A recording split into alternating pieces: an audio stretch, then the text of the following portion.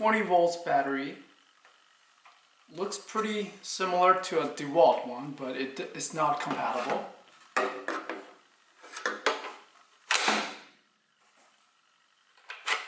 The battery level can be checked here.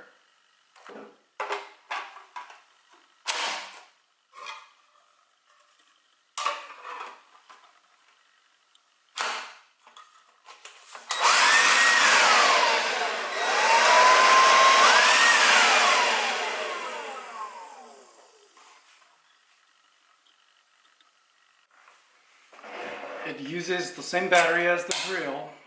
2 bar. According to the power meter, 61 watts. So the charging time is about an hour for a 2 amp battery.